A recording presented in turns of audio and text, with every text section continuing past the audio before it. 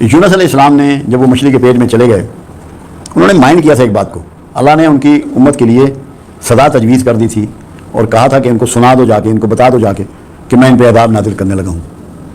وہ لوگ بوریاں اوڑھ کے کھلے میدانوں میں چلے گئے، کپڑے اتار دیے، توبہ کی، سر سجدے میں ڈال دیے، اللہ نے توبہ قبول کی اور ان کی سزا ٹال دی۔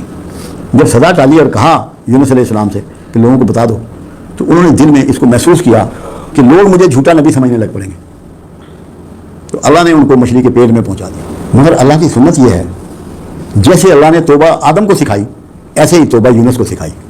یہ اللہ کی سنت ہے، یہ اللہ کا طریقہ ہے، کیونکہ قبول تو کرنا چاہتا ہے، اسے پتہ ہے میرا پیغمبر ہے، کوئی اتنی بڑی پنشمنٹ نہیں اس نے اس کو دینی۔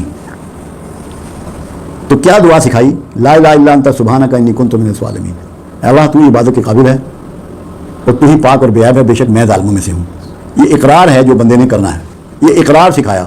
اس اقرار کے بدولت قرآن نے کہا یونس تا قیامت مچھلی کے پیٹ میں رہتا اگر ذکر والوں میں نہ ہوتا۔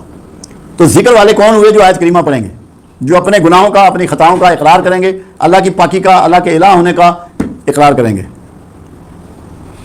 جس کے صدقے میں اللہ نے مچھلی سے کہا کہ اس کو اگل دے اور اس نے کنارے پہ ڈال دیا یونس علیہ السلام کو، پھر اللہ نے کدو کی بیل اس کے اوپر ڈال دی، بتا دیا کہ اگر کوئی حبس بے جان میں رہے، مچھلی کے پیٹ میں رہے جہاں آکسیجن کم ہو، کھانے پینے کو نہ ہو، تو اس کے وہ جسم ایسے ہو جاتا ہے جیسے روئی کے گلے، اس کی فٹنس کے لیے کدو استعمال کراؤ۔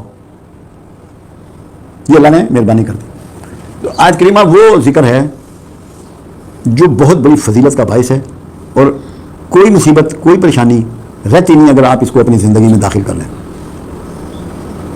اس کو چھوڑیں نہیں، اس کو پکڑ لیں۔ میں ایک دفعہ لاہور میں تقریر کر رہا تھا اور میں نے کہا کہ آج کریمہ آپ بے وضو پڑھ سکتے ہیں، یہ میں نے لفظ کہے۔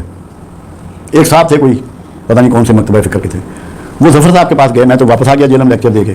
وہ کہنے لگے تمہارا استاد جو ہے اس نے بڑی بے دینی کی بات کی ہے۔ ہاں جی، کیا کہا انہوں نے کہا کہ آج کریمہ آپ بے وضو بھی پڑھ سکتے ہیں۔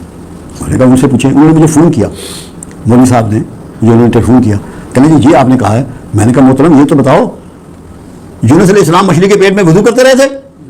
یہ تو پڑا ہی بے وضو کیا ہے، وہ وضو میں تھوڑی تھے یونس علیہ السلام مچھلی کے پیٹ میں۔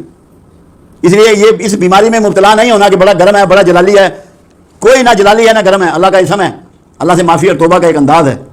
اللہ نے اس کو اتنا قبول کیا، یہ کہہ دیا کہ تا قیامت مچھلی کے پیٹ میں رہتا اگر ذکر کرنے والوں میں نہ ہوتا۔ تو خدا کا واسطہ ہے، اس کو گرم اور سرد اور جلالی اور غیر جلالی ان عذابوں سے بچ جاؤ، اللہ کو یاد کرو اور دل سے کرو اور معافی مانگو اور توبہ کرو۔ ہر وقت پڑھ سکتے ہو، جتنا چاہے پڑھ سکتے ہو، یہ کلمہ نجات دینے والا ہے، مصیبتوں سے بچانے والا ہے۔